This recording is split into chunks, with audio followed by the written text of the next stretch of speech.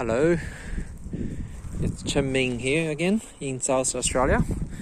We come back to do a service for this monitoring system. The reason why we come to do this service is because the dashboard does not show the moisture data from the field anymore. And we were wondering about what's going on. And then turns out there are some interesting animal activities around here. So you see the station used to be fenced by barbed wire, and then one of the barbed wire is disappeared. So this is one of the things. The second thing is that we have cable that connects the sensor buried in the soil to the dot logger.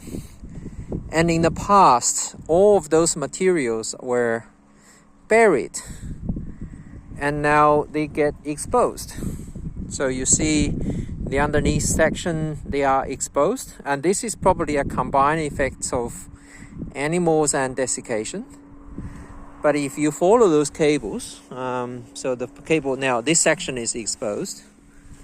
So if we follow these cables, so this is where the cable goes, so you can see it was buried. So there's a little bit cable underneath, you can see a bit cable here and a bit more cables. So we follow this trace of cables, then you will see that all of the cables gets exposed. And then the other interesting thing that we find is that some of the cables were bitten, and see those little sections are all being bitten by an animal. So it's not only one piece, but it's actually a few pieces. So those are the sections that are bitten as well. So interestingly, on the other side, all of the cables are completely exposed to the air after it's been buried.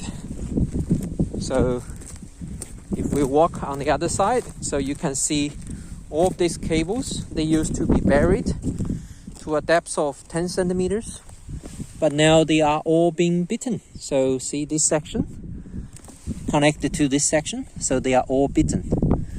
So interestingly, the black cables tends to be bitten rather than the gray cables. So they are all now exposed.